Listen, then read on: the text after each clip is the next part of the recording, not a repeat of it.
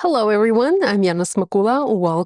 Welcome back to my channel. In this video, I have an idea or two to share with you with the Fresh Picked dies from Spellbinders. So a Fresh Picked is a collection of modern looking dies with a twist. You know, they actually look back at some of the, I want to say like mid-century modern designs. Here I have two die packaging ideas here. So this is what the Fresh Picked dies look like. You have a grouping of dies, you have different dies, florals, of course, that fill an A2 card. So here we have a vase, we have some stems, and we have some flowers. Here, this one is similar. We don't have a vase, but we have stems and flowers, and these stems are designed here and also on the third die set that I'm using today. I'm just not showing you the packaging for it. These stems are designed in such a way that they fill the entire space of an A2 card. I have shared ideas with the previous Fresh Picked collection from Spellbinders. I have a video that I will link to in the description and also in the cards. For today's card, for today's video, I kind of wanted to do something different. I wanted to show you how you can stretch these dies, how you can use them in a different way, what else you can do with them besides of putting them on a card like this. Because with this type of die, as fun as it looks, you are quite limited. I mean, you can change the different colors, you can just switch out, try different colorways, different color combinations, but if you assemble a die the way it is intended, you are limited. So I wanted to come up with some other ideas, some other things, and show you some projects where you can use these dies differently. So I actually went ahead and turned to my go-to favorite technique, which is grids.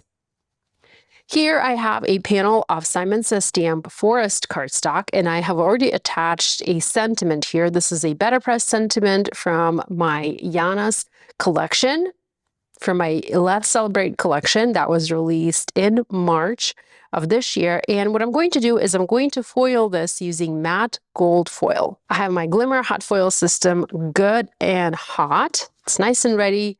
And I'm just going to place this on the platform, press the timer button, and wait for the machine to heat up so that I can foil this in my Platinum 6. I might have overheated this a little bit as I actually noticed that I had some smudges on my mat, on my black mat. So I paused the video and I cleaned my mat while my Glimmer was still heating up the Better Press plate. So we'll see if this worked well or not. Maybe it overfoiled and we'll need to refoil it. Let's see. Okay, well, actually this foiled quite nicely. I have barely any overfoiling and I can easily take care of that. Now my panel did warp from all of this heat, and this is normal. This happens when you apply this much heat to this panel. So I forgot to mention that this panel is cut to 5 by 7 inches. I don't usually make 5 by 7 inch cards on my channel, but for this video, for this card design, I felt like I needed to work with a bigger canvas. So I allowed myself to use a 5 by 7 card. Usually I'm intimidated by this size. I'm much more comfortable with an A2 with a 4 1/4 by 5.5 inches. It is this size in case you're not sure. So here are the two sizes for comparison. So I usually work with this size, but today, because the images that I'm working with, they are quite large. So here's the die set. You can see that these flowers are quite large. I figured it would be easier to work on a 5 by 7 card just to have more room and more space to work on. Now, before I move on to creating the card front, I want to go ahead and adhere this panel onto a card base. In order to do that, I'm going to make a card base. So here I'm using my Spellbinders trimmer, and I will use the scoring blade. It's this white blade. And I'm going to score my paper. I'm not sure if I'm scoring because I don't feel it. Oh, there we go. My blade was not clicked all the way through, so it wasn't actually scoring anything. So this trimmer comes with two blades. There's the gray blade for cutting and then the white blade for scoring. So I didn't use the gray blade, I just used the white one to score my paper. When I'm creating with colored cardstock, when I have a colored cardstock card front or background for my card, I will try and use the same color of cardstock to create the card base. This just makes it easier when I go to adhere the panel onto the card so that I don't have any white edges show on the project. It just makes it a little bit easier, a little bit cleaner, and I don't mind using colored cardstock for a card base. I have my new Spellbinders guillotine trimmer. I'm going to use it to cut this card base to size. So I'm going to cut this at 5 by 7 inches. It does not go all the way up to 7, and there's no arm to extend. You know, like some trimmers, you can have an extendable arm. This one doesn't have it. So what I do is I just measure the 7 inches on my glass mat because I do have the grid here, so I can easily use that to measure the size that I need. So let me quickly do that. I have my pencil. Just going to add a pencil mark here, and that tells me where I need to cut. And I can cut through 2 sheets of cardstock easily. This is actually my first time using the trimmer. I just opened it and I just unpacked it. So this is my first time using this paper trimmer. Okay, I now have my card base, and I'm going to go ahead and add this panel onto the card base. I actually noticed that these two papers are slightly different. Now, this is Spellbinders Forest cardstock. The other one might be Simon Says Stamp Midnight Green. I'm not quite sure. I'm not sure. They were in the same sleeve. They were stored together, but sometimes I do put wrong paper into the wrong sleeve by accident. So if you have either of those in your stash and you want to recreate this card, by all means, use whichever one you have. Also, I will say I am a fan of dark, dramatic backgrounds, but I know that not everybody is like me. A lot of people love to have light and airy backgrounds, so you might want to use a white background for your card, and that is totally fine. You don't have to use dark colors if you don't like dark colors. So use whatever works best for you. I will even sometimes add ink blending to the edges of my panel to draw the eye of the viewer to the center, especially if I have one focal point in the center. It is not the case today. I am creating a grid, so I don't want the eye to be drawn to the center. I want the eye to wander across my panel, so I'm not going to add ink blending, but in some cases I do add it just because it adds even more drama to my card. Okay, I have my front panel adhered onto my card base. For the inside of my card, I will add a white cardstock panel, and I will do that once I transfer all of these die cuts onto the front. Because I already have a piece of paper that is cut to 5 by 7, I'll just cut it slightly smaller and add that onto the inside of the card. So here I have flowers that were created using 2 different die sets from Spellbinders from the Fresh Picked collection. One of the die sets is, let me look, it's this one, Fresh Picked Vase Bouquet, and then the other one is Fresh Picked Trumpets, if I'm not mistaken. I somehow misplaced the packaging for the other die set, so I'm not quite sure what the name is. Anyhow, so the Trumpets die set is very unique. Again, you have one piece with foliage, and then you have these bold flowers that sort of go in like this to create, to fill the gaps, you know, and create the floral card front. But like I said, I don't want to use these dies like that. I want to show you a different way to use it. So we are creating a grid. We're going to have a 2 by 3 grid, and that means we're going to have two columns or in 3 rows. So we're going to have 2 flowers in each, or 2 groupings of flowers in each of the 3 rows on our card. Okay, I have already pre-made, pre-cut, and pre-assembled some of the flowers. I have done the trumpets, and I really like the way these look. I particularly like these colors on the dark green background because they just pop. As you can tell, I cut apart the die cuts. I did not want the die cuts sticking together. I needed to separate them, so I used my scissors and I snipped one of the leaf die cuts because I wanted to separate the leaves. I needed to have separate leaves on my card. So that's what I did.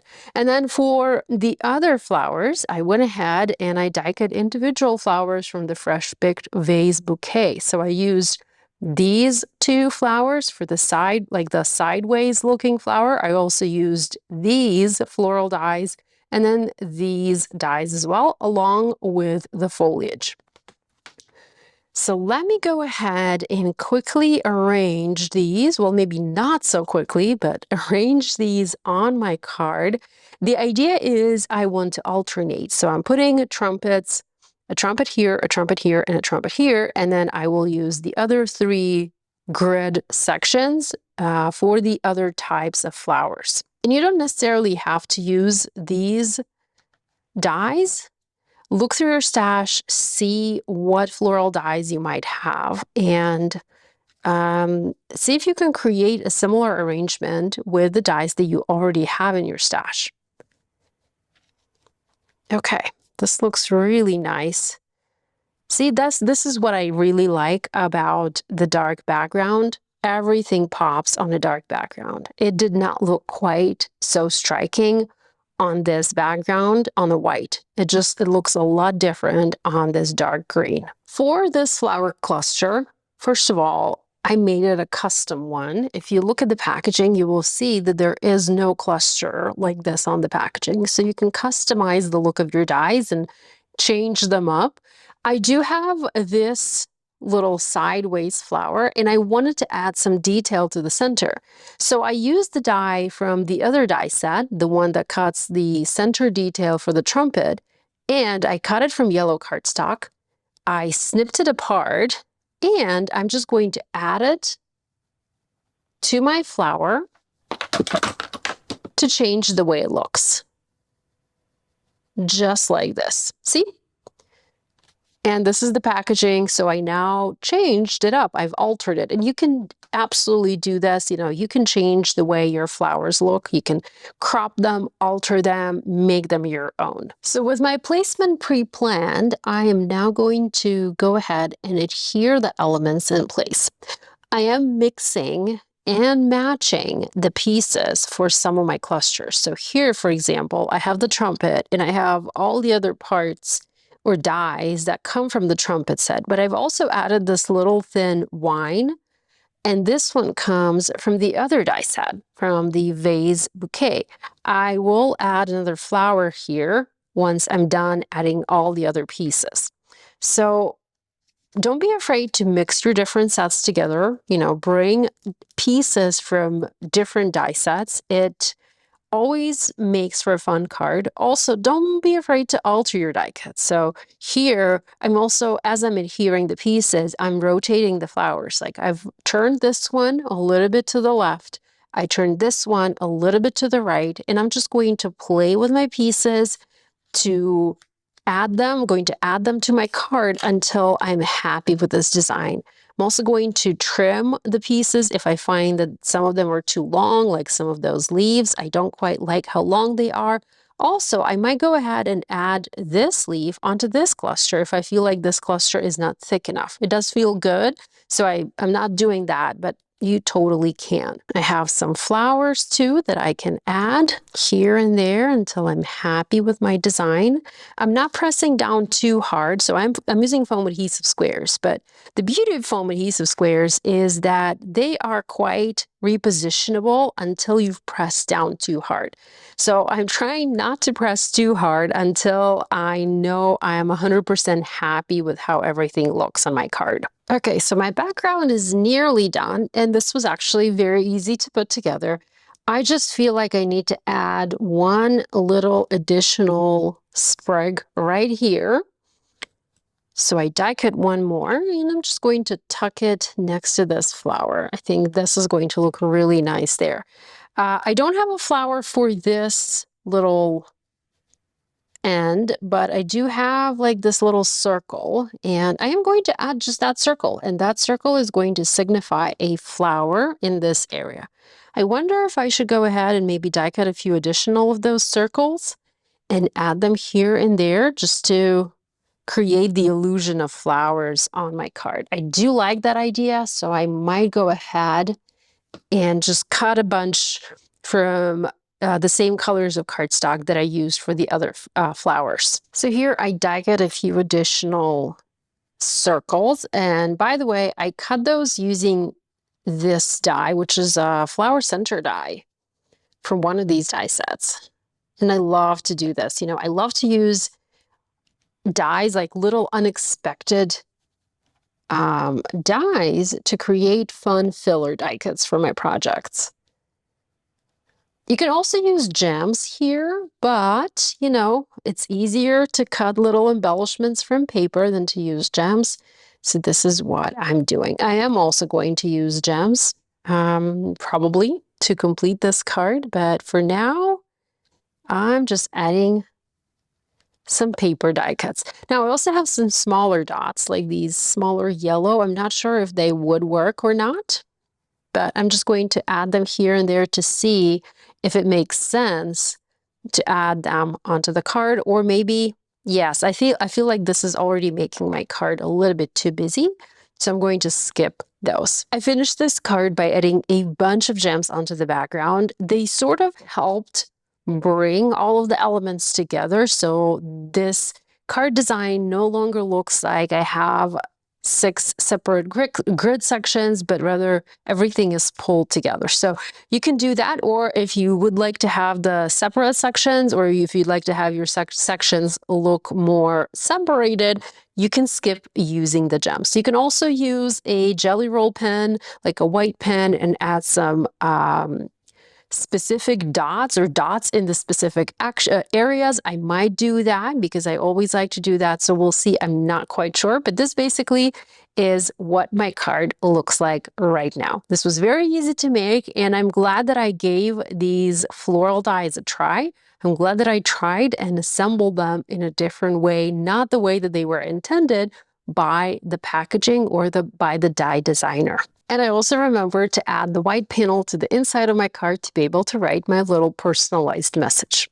And here is the other card idea I have for you. This one is created with the Fresh Picked Daisies die set. But again, it features that same grid design. We have a 2x3 grid with just a little tiny sentiment at the bottom. Here are the two cards side by side. Both of them are 5x7, so a larger card, not typical size for me.